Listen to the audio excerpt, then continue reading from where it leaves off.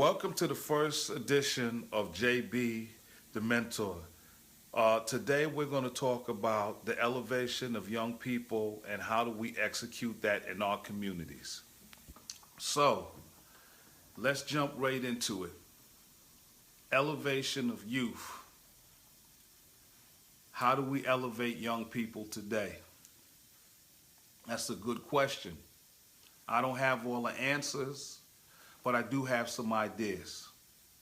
Um, and that elevation starts with parents, guardians, loved ones, folks that are concerned, people in the community. This is where the elevation takes place from day one. And that elevation begins to grow the seeds of stability um, for these young people. It's extremely important. So let's start off with the dad. Um, when you have a dad in the house, when you have male energy in the house, you have the protector, you have the provider, you have the leadership, you have those dynamics taking place. And then when we skip on over to the mother, she encompasses everything. She's nurturing, she's loving, she's wise, she's sensitive, she's thoughtful. Um, she can, at the drop of a dime, be anything that she needs to be for the benefit of her children. That's the mother in the community. So when you take those two dynamics and put it together, you have an unstoppable, unbelievable force that's now front and center with these young people.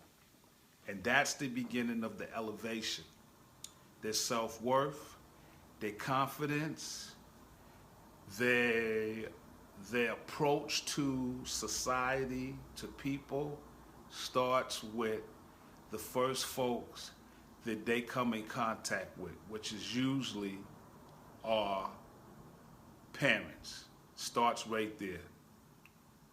And if that unit is tight, if it's crisp, if it's insightful, then young people are going to be at a place where eventually they can become stakeholders. Now, I want to speak to this stakeholder part just a little bit more. Stakeholders, and what do I mean by stakeholders?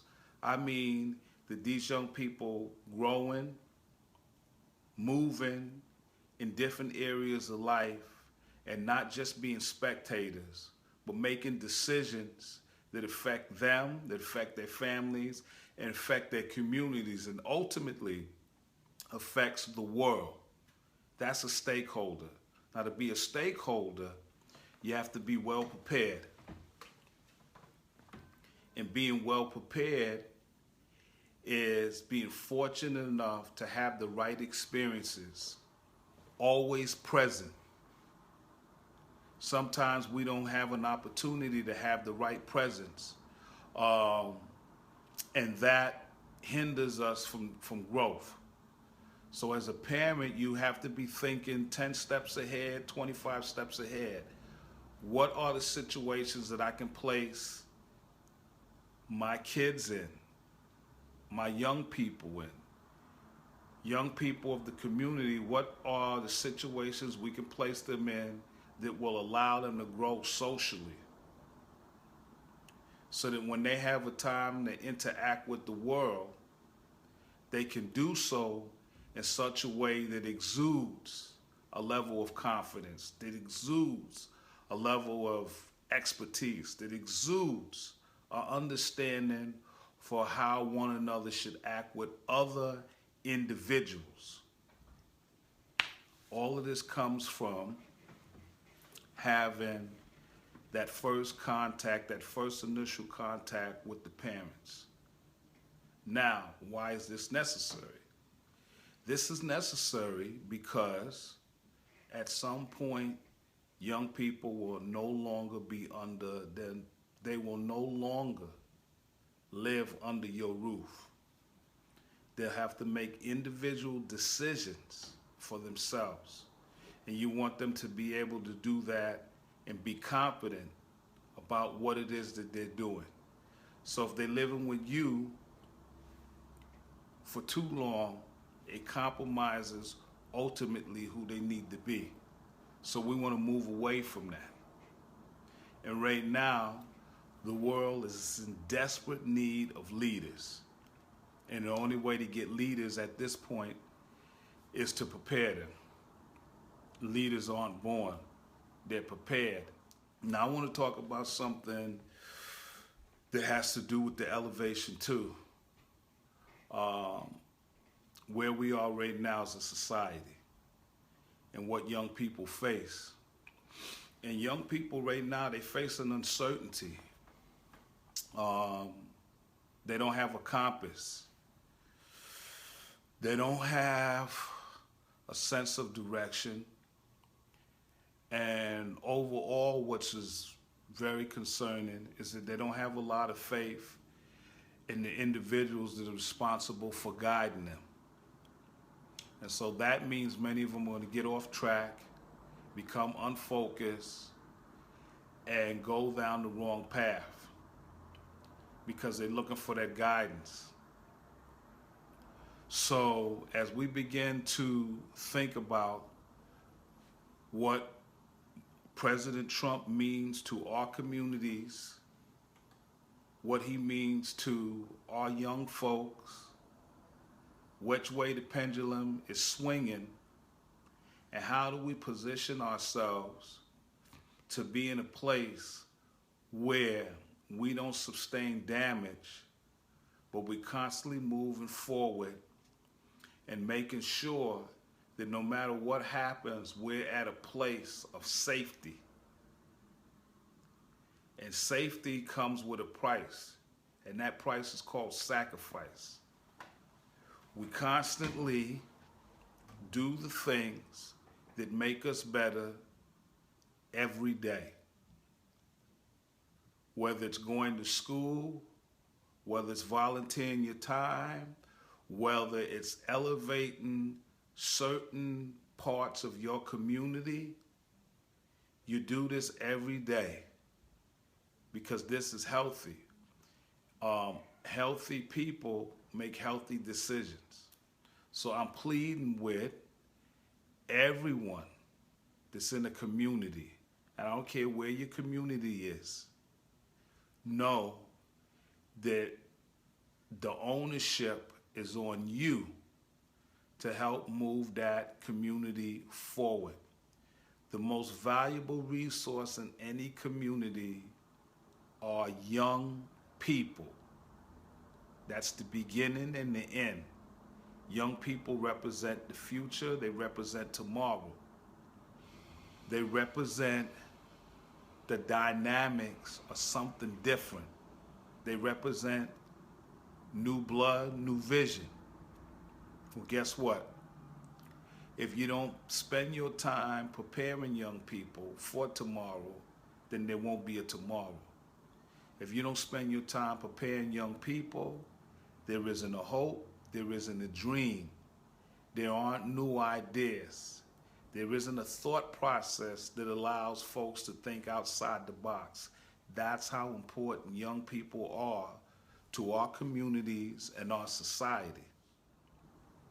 So you might ask the question, well, why is JB the mentor here? Why am I here? And why should I care? Well, it's simple. I care because I am very concerned about where we are.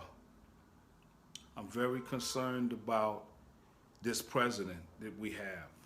I'm very concerned about this new government that we have. I'm very concerned about the lack of respect for black lives. I'm very concerned about the lack of opportunities that never come our way. I'm concerned about all of that. And so my give back and my answer to all of this is to be as helpful and as fruitful as I can possibly be to my community. But I'm one individual. So what I understand us to need is that we need more people thinking in the same way. And if we get more people to affect the community, we will then begin to have the change that we need to see. So I don't want it to start with me, but I want the conversation to begin. I want the dialogue to begin. I want the symposiums to begin. I want the stages, the platforms to talk about how do we elevate youth. We need to elevate youth today, tomorrow, whenever we have the opportunity, however we need to get this done. So my question to you tonight is, can you see tomorrow? Can you see a future for the young people? And if you can see a future for the young people, what role do you play in that tomorrow? What role do you play in the now? So I'm getting ready to leave you now. But as I part, I want you to remember, love your community, love your people, and envision the dream, envision the tomorrow that you would like to see. I'm JB the Mentor, and I can be reached at jbthementor@gmail.com, JB the Mentor at Twitter, JB the Mentor at Instagram, and JB the Mentor at YouTube. Dreams don't come easy. Dreams require a lot of work. Communities are not built overnight, but they're built with love, dedication, and consistency. So if you want your community to grow, do all three of those things, and I guarantee you, the community will grow beyond your wildest belief. This is JB the Mentor. I'm signing out. Peace, love, and remember, nothing more important than the youth and the community.